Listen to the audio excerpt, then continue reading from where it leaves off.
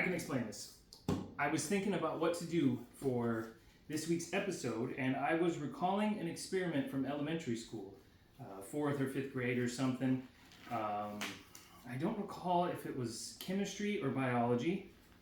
In this sense, they're pretty related. It was about actually the iron that's in our food. So I have amplified that childhood experiment. It's pretty easy here. Household items, almost no money. You probably have all this stuff already. Any dinky old blender or some big giant overcomplicated one will work. Whatever old people cereal, I mean the bran flakes, the Total, Special K, that's going to work a little bit better for what we're trying to do.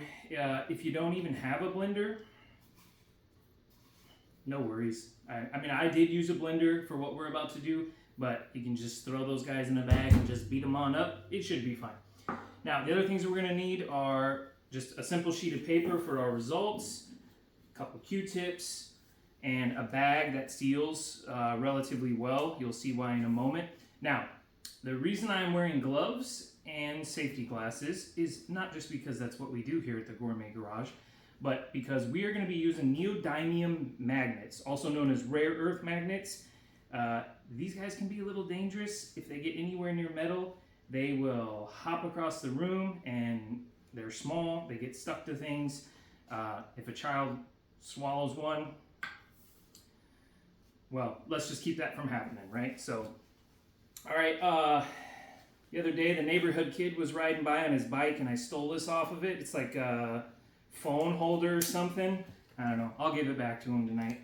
So we want to take just about the amount of cereal that you eat in the morning and an equal part water, blend it up, mortar and pestle, whatever your method is, and get it on in the bag.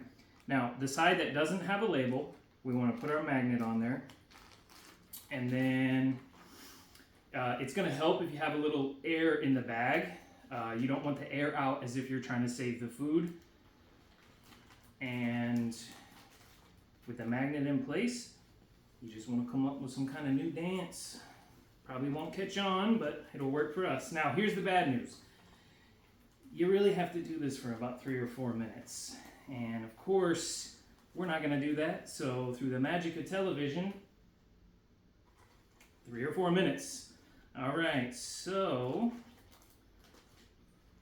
if this worked, and if you purchase the right cereal, we kind of want to let everything settle down before we get too excited here. Try to move the magnet really slowly up to the top of the seal. And wow, a much, much more surprising result than I had expected. What we are actually looking at are iron filings. Your iron fortified cereal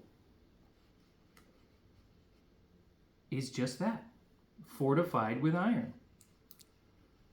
So we're going to take a closer look here, if I can get these to cooperate.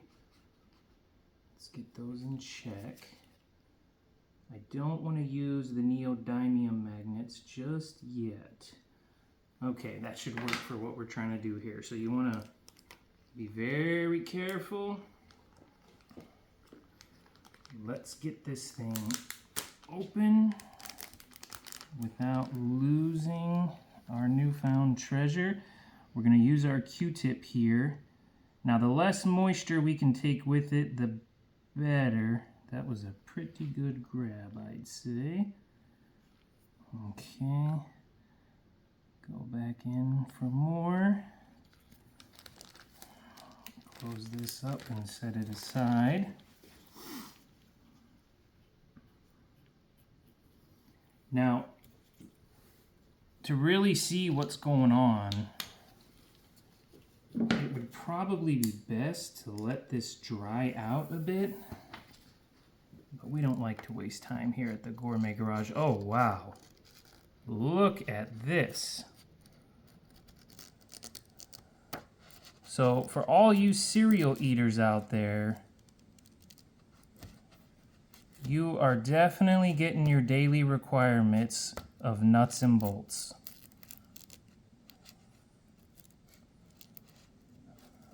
Those are just iron filings cruising around the page. Let's try the other magnet here. Oh, a lot smoother. That's amazing. Now these iron filings are not something you would want to try to touch with your bare hand. They are a nightmare. Some of those look pretty big. They look like, you know, metal splinters. So we don't want to get too crazy with this. Now that it's actually dried out, let's take a look here. I am very surprised by these results. They are just falling onto the page.